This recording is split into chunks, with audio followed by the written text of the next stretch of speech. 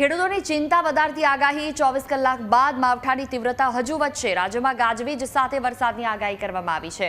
અરબી સમુદ્રમાં deep depression સર્જાવામાં આવ્યું છે। ડિપ્રેશન 5 કિલોમીટર પ્રતિ કલાકની ઝડપે વધ્યું।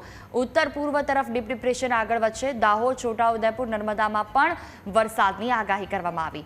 ભરૂચ, સુરત, ડાંગ, તાપી, નવસારીમાં પણ આગાહી કરવામાં આવી છે। વલસાડ, અમરેલી, ભાવનગર, ગીર સોમનાથમાં પણ વરસાદ પડશે।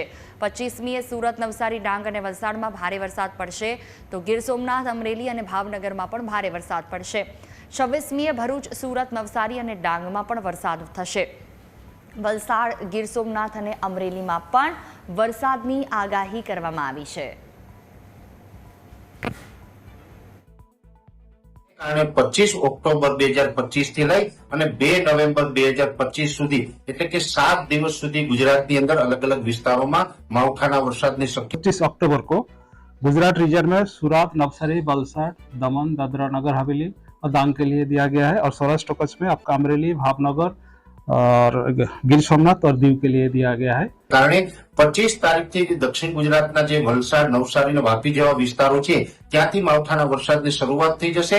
26 ઓક્ટોબરના રોજ સૌરાષ્ટ્રના ભાવનગર, અમરેલી, ગીર સોમનાથ અને જુનાગઢ જેવા વિસ્તારોની અંદર પણ શરૂઆત થઈ શકે અને 27 તારીખથી અમદાવાદ, આણંદ, નડિયાદ, ગોધરા, કપડવંજ અને મહીસાગર જેવા વિસ્તારોમાં પણ એ માવઠાની इसको हम हेवी रेनफॉल वार्निंग दे रहा है डे 3 एंड डे 4 को 25-26 अक्टूबर। और थंडरस्टॉर्म का वार्निंग अभी गुजरात रीजन में अगले 4 दिन के लिए दिया जा रहा है 23 से लेकर 26 अक्टूबर तक और सौराष्ट्र कच्छ में 24 से लेकर 26 अक्टूबर तक thunderstorm with wind speed 30 to 40 kilometre प्रति घंटा विंड स्पीड के साथ थंडरस्टॉर्म वार्निंग दिया गया है।